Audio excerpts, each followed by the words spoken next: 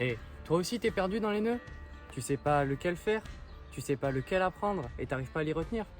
Eh ben laisse-moi t'en apprendre 3 avec lesquels tu pourras tout faire en bivouac ou en camping. T'as plus qu'à attendre. Et voilà, t'as ton nœud de chaise. Alors, l'avantage avec ces 3 nœuds, c'est qu'ils sont fiables, ils sont faciles à défaire et ils sont faciles à retenir. Tu vas en apprendre un pour attacher, un pour tendre et un pour serrer. Et avec ces 3-là, tu pourras tout faire. Allez, laisse-moi te montrer. Alors d'abord, je vais t'apprendre le nœud de chaise. Ça va être ton nœud qui va te servir à attacher. Alors tu vas voir, il est simple à faire. Tu vas prendre ta corde, tu vas faire une boucle. Et une fois que tu as ta boucle, tu vas prendre ta corde ici et tu vas la passer par en dessous, comme ça. Ensuite, tu vas la passer derrière ta corde principale ici. Et une fois que tu as ce bout, tu vas passer dans la boucle. À ce moment-là, quand tu as cette configuration, tu attrapes ces 2 bouts-là, ici, et tu tires. Et voilà, tu as ton nœud de chaise. Alors maintenant, je vais te montrer ce que ça donne avec un arbre. Alors maintenant, si tu veux faire ton nœud de chaise autour de ton arbre, tu vas prendre ta corde et tu vas faire le mou à adapter à la largeur de ton arbre. Ça paraît logique. Alors la première chose que tu vas faire, c'est passer autour de ton arbre. Comme ceci. Donc une fois que tu as passé ta corde autour de ton arbre, de ton côté tu fais la boucle. Voilà. Tu fais ton nœud de chaise.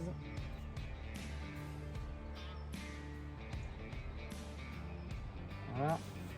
Et tu tires. Maintenant, ta corde est attachée. Tu as ton nœud de chaise, c'est attaché à ton arbre. Et maintenant, logiquement, la prochaine chose que tu vas faire, c'est tendre ta corde. Alors maintenant, on va prendre ton nœud tendeur. Alors ton nœud tendeur, il va s'appeler le nœud papillon. Pour faire ton nœud papillon, c'est très simple. Tu prends ta corde, tu la prends comme ça et tu fais une vrille. Première vrille, comme ceci. Et une fois que tu as ça, tu fais une deuxième vrille. Donc tu fais un peu d'espace entre les deux, on va dire. Voilà. Et ton but, ça va être de faire passer celle-ci dans la petite. Alors, tu vas descendre comme ceci et passer dans la petite ici. Là, tu vas tirer sur ta boucle.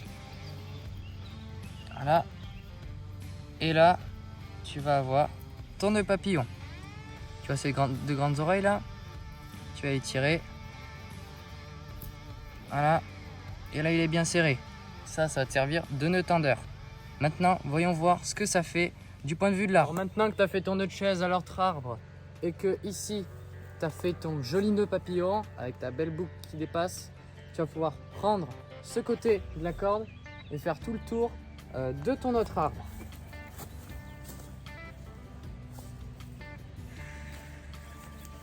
Donc une fois que tu as fait ton tour de l'arbre, tu vas prendre ton nœud papillon et tu vas mettre ta corde qui reste dans la boucle, comme ceci. Et après, tu n'as plus qu'à tendre.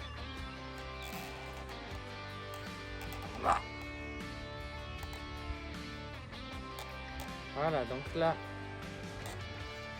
tu vas faire des petits tours.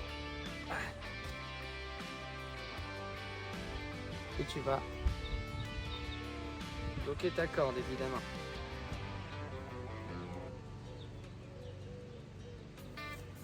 Et là, ta corde est super bien tendue. Comme tu peux le voir, c'est parfait. Et donc maintenant, ta prochaine option, c'est par exemple pour tendre ta bâche vers les côtés, il va te falloir un nœud donc pour serrer. Et ce nœud là s'appelle le nœud coulant. Je vais te le montrer. Ton nœud pour serrer. Et ce nœud pour serrer, donc on l'appelle le nœud coulant. J'imagine que tu le connais. Il a plusieurs variantes, mais je vais t'en apprendre une aujourd'hui. Alors d'abord tu prends ta corde. Donc tu fais une pouliche comme ça. Et tu en fais une deuxième de l'autre côté. Ensuite, avec ce morceau-là, tu vas passer autour au moins 3 fois pour que ce soit bien. Et là, tu vas passer par-dessus dans la boucle là. Et là, tu tires. Voilà. Et là, tu as ton nœud coulant. Tu peux l'ajuster comme tu veux. Tu peux le serrer. Et voilà. Et après, pour le défaire, évidemment, tu as juste à tirer là. Et voilà. Alors maintenant, on va l'essayer avec la bâche. Pour accrocher ta bâche, déjà, tu vas prendre la sangle de ta bâche et tu vas l'accrocher avec un nœud de chaise. Et donc, tu vas la positionner de manière à qu'elle soit tendue. Et donc ensuite, une fois que tu as tendu ta bâche, tu vas faire ton nœud coulant.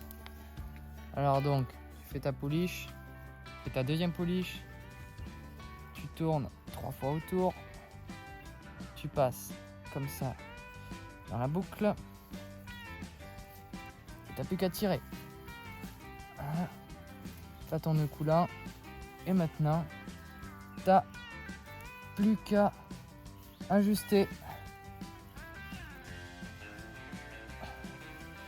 Évidemment, tu vas tendre ta bâche de manière à qu'elle soit comme tu veux. Donc voilà, tu places ta petite sardine